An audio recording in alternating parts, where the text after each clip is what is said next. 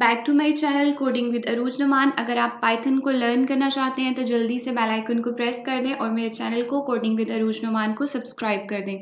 किसी भी programming language के अंदर हम किसी पर्टिकुलर टास्क को अचीव करने के लिए मल्टीपल टाइम्स आइटरेशंस को परफॉर्म करते हैं अंटिल कि हम अपना वो पर्टिकुलर गोल अचीव कर लें।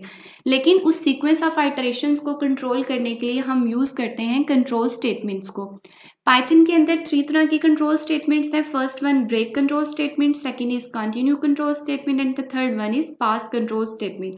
Brake control statement, continue control statement को मैं ऑलरेडी अपने प्रीवियस लेक्चर्स में कवर कर चुकी हूँ और जो मेरा प्रीवियस लेक्चर था उसमें मैंने आपको अभी जो रिसेंटली मैंने अपना लास्ट लेक्चर दिया है उसमें मैंने बताया है हमारे पास स्टेटमेंट के बारे में, उसके बेसिक कॉन्सेप्ट्स के बारे में, उसको हम क्यों यूज़ करते हैं, पास स्टेटमेंट और कमेंट में क्या डिफरेंस होता है, हम इसको कैसे यूज़ करते हैं, कब यूज़ करते हैं, इसका स्पेसिफिक पर्पस क्या होता है, वो मैंने आपको बताया था। और फिर मैंने आपको इसकी एक एग्जांपल भी दी थी स्पाइडर के अंदर कि हम ये कैसे वर्क करता है।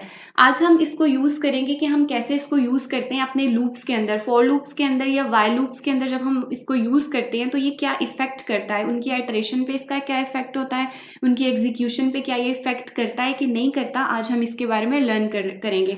तो जल्दी से आप स्पाइडर को ओपन कर लें और उसके बाद हम इसको परफॉर्म करते हैं और चेक करते हैं कि इसका क्या इफेक्ट होता है हमारे फॉर लूप के ऊपर या हमारे वाइल लूप के ऊपर।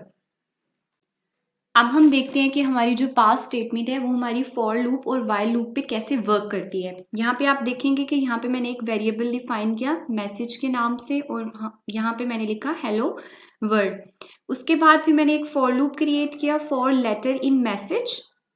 देन मैंने यहाँ पे एक कंडीशन प्रोवाइड की कि if letter is equal to 0 pass, अगर लेटर जब 0 के इक्वल आता है तो उसको पास कर दें। एंड देन मैंने इसको प्रिंट करवाया। अब हम इसको रन करते हैं। जब मैं इसको रन करूंगी तो आप देखेंगे कि उसने एज इट इज एच, पहला अल्फाबेट एच था, HELLO hello, and then word, उसने इसको कंप्लीटली प्रिंट करवाया है। इसका क्या मतलब है? इसका मतलब ये है कि जो आपकी पास स्टेटमेंट है उसने हमारी जो लूप की आइटरेशंस हैं उन पे कोई भी इफेक्ट नहीं किया। जब आपकी पास स्टेटमेंट एग्जीक्यूट हुई है तो उससे कोई भी इफेक्ट नहीं हुआ लूप की आइटरेशन पे और उसने as it is completely execute किया है। बाकी आइटरेशंस अगर वो आया है तब भी उसने उसको एग्जीक्यूट किया और जो रिमेनिंग आइटरेशंस हैं उनको भी उसने वैसे ही एग्जीक्यूट किया है। अब हम नेक्स्ट एक और एग्जाम्पल देख लेते हैं फॉर लूप की। फॉर नंबर इन रेंज, हमारे पास रेंज है 0 से 10। यहाँ पे हम एक कंडीशन प्रोवाइड करें if number is equal to 5 then pass, और फिर हमने उसको प्रिंट किया हुआ है। अब हम इसको रन करते हैं। जब हमने इसको रन किया तो आप यहाँ पे अगेन देखेंगे कि 5 नंबर भी उसने प्रिंट किया है। इसका क्या मतलब है? इसका मतलब ये है कि अगेन पास जो आपकी स्टेटमेंट है उसने कोई भी इफेक्ट नहीं किया। जो आपका फॉर लूप है उसकी आइटरेशंस पे आपके फॉर लूप ने कंप्लीटली उसी तरह से आइटरेट किया है। पास स्टेटमेंट के एग्जीक्यूट करने के बावजूद भी उसने कोई इफेक्ट नहीं किया उसकी आइटरेशंस पे। उसकी iterations as it is perform हुई हैं और कंप्लीट हुआ है उसका जो लूप हमने फॉर लूप यहाँ पे लगाया हुआ था। अब हम आ जाते हैं वाइल लूप की तरफ। i is equal to 0, i को हमने 0 से इनिशियलाइज करवाया। फिर while i is less than 6, i less than 6 है, प्रिंट करना है हमने i को। उसके बाद हमने कहा कि एक कंडीशन प्रोवाइड की if i is equal to 3 then pass, और यहाँ पे हम i के अंदर अगेन एक सिंगल आइटरेशन के साथ +1 ऐड करते जा रहे हैं। अब हम इसको रन करते हैं। यहाँ पे आप इसका आउटपुट देख सकते हैं। हमने इसको 0 से इनिशियलाइज करवाया था, फिर हमने 0 में जब 1 ऐड किया तो वो हमारे पास 1 हो गया। फिर 1 में 1 2 हो गया, 2 में 1 3, 3 में 1 4, 4 में 1 5।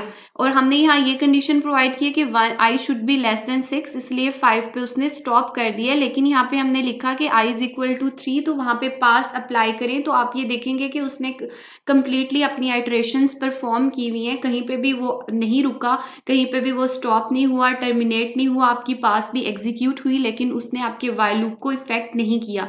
होपफुली आपको समझ आ गया होगा कि पास स्टेटमेंट हमारे पास कैसे वर्क करती है। प्रीवियस लेक्चर में मैंने आपको इसकी बेसिक समझाई थी और मैंने आपको ये बताया था कि इसका क्या रोल होता है। इसको हम as a placeholder use करते हैं। अगर हमने कोई एम्प्टी फंक्शन या कोई भी हमने एम्प्टी क्लास डिफाइन करनी हो या एम्प्टी लूप क्रिएट करना हो, वहां पे हम पास स्टेटमेंट को यूज करते हैं।